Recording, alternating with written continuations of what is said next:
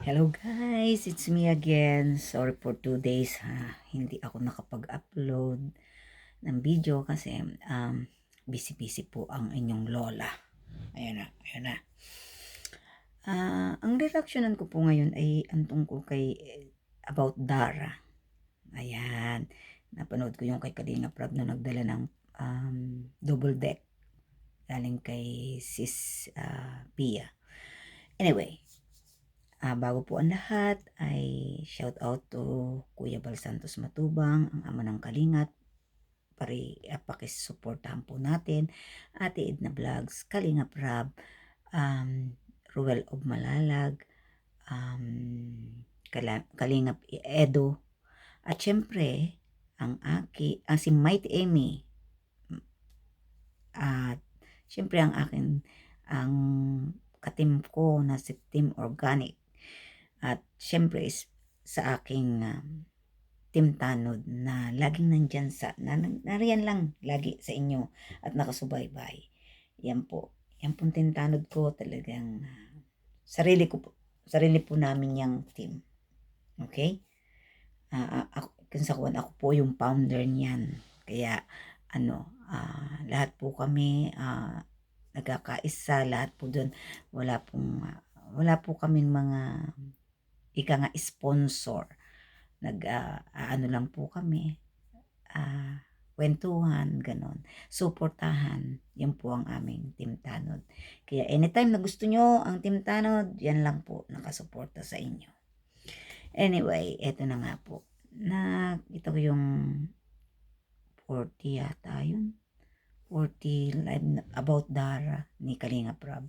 And natutuwa ako sa batang to dahil ever since na yun ay unang vlog noon, aware siya, takot siya, yung mahiyain. Pero ngayon, kahanga-hanga siya kasi maganda na siya, mabait pa, tapos responsible pa yung maaasahan.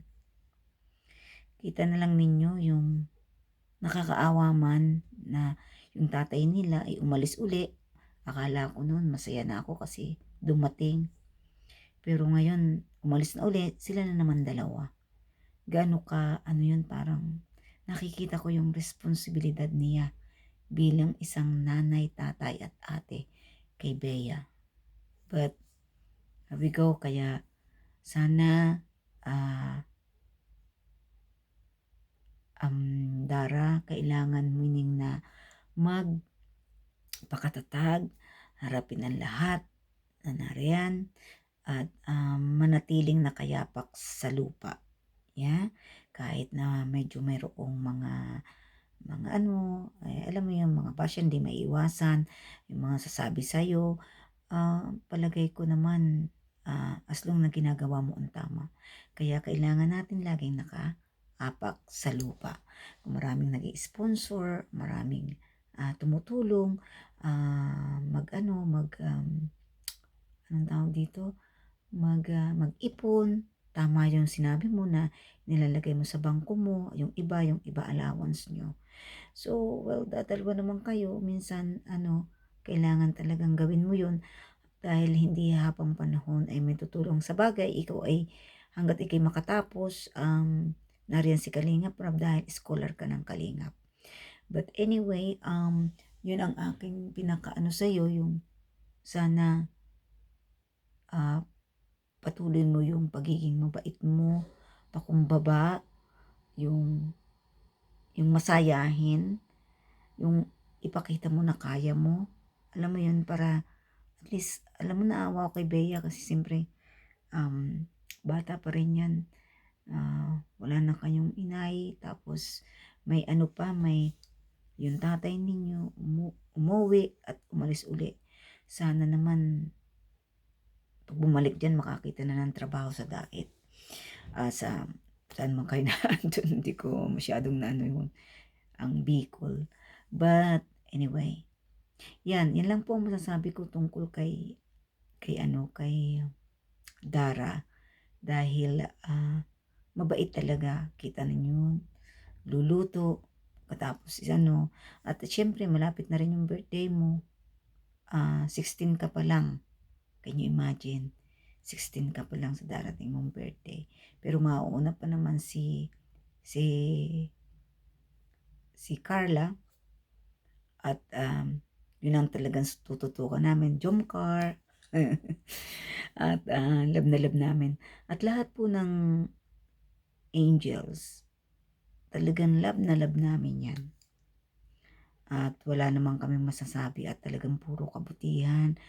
At saka ang paggabay dahil may mga magulang. Si Dara lang po ang walang magulang na nagagabay sa kanila.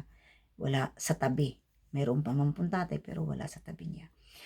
At syempre, ang hindi ko pa nababalag sa Angel, Kalingap Angels, marami-rami pa rin po. Bali, tatlo pa lang na nabablog ko. Dahil si Rachel naman hindi na Angels, hindi na Kalingap Angels. Pero, of course, mahal natin din ang Rochelle. Okay? Next vlog ko baka next reaction ko ay baka si Joy kasi napanood ko ang dalawa ni David. Ay, isa pa naman yan. David, pagbutihin mo, maging seryoso ka, David. At nasa edad na naman si Joy sa hindi na natin kayang diktahan o turuan kung ano ang kanilang nararamdaman sa isa't isa. Oy, push na push tayo dyan ha. Kalingap Rab, alagaan mo silang mabuti. At syempre si Jomcar, si Edsy, yan, ano ko na yan. At si, isa? Cedros, yan. Kaya, anyway, hanggang dito lang po ang aking reaksyon about Dara. Sana ipagpatuloy pa niya na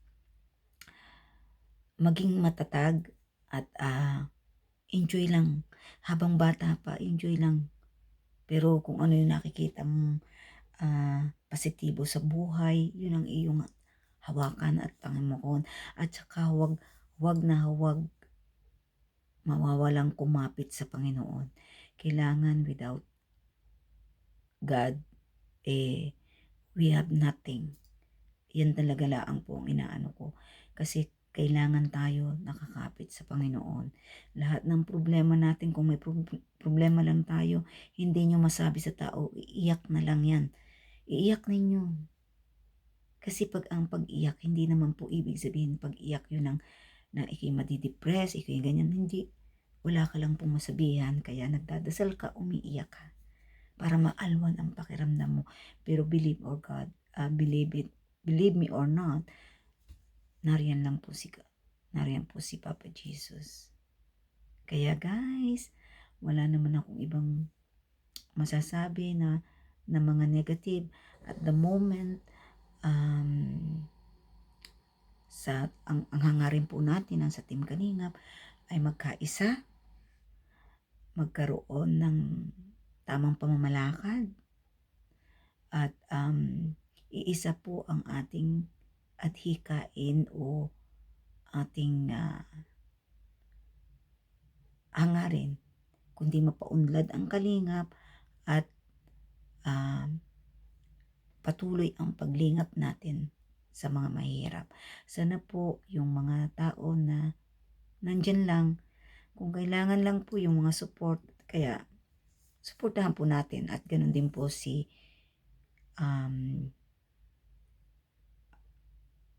Kalingap Alvin, saludo ako sa iyo. Si 20 Boy, talagang wala ka na sa mga K-boys in the past kasi wala na siya K-boys, diba? Dating kasama ni Kalingap. Ikaw yung talagang masasabi namin na ikaw yung sa yapak ni Kuya Bal at ni Kalingap Rab. So, ganun lang po. At syempre, ang mga beneficiary ninyo, napakababait, lalo nang kay Kalingap Alvin. Siguro it depends po yun sa pag-ano ng how to embrace, how to, ano bang tawag doon, i-approach. Kasi kung ang naglilingap po ay hindi rin maka-Diyos, o I mean, hindi po natin mai-apply sa kanila yon. Kaya natutuwa ako kay Kalingap Alvin na gano'n ang ginagawa niya. So, kaya suportahan po natin, at syempre, pakisuportahan din po ninyo ang aking Team Tanod na nagba-vlog, may mga YouTube channel din po sila, pero ang nakikita ko pong tumutulong sa kalingap o naglilingap sa mahirap o tumutulong ay si Kalingap Vilma. Ang pakisuportahan po naman ninyo. At syempre, salamat sa mga tintanod ko at sa mga hindi kalingap. You always in my heart. Kaya wag ninyo ako, thank you sa panonood sa akin. Kahit hindi kayo part ng kalingap, andyan kayo nakasuporta sa akin. Yan po ang aking pinagpapasalamat na ako sa aking mga viewers. Thank you so much. Like what I said, spread love lang po tayo. Love you guys. Mwah.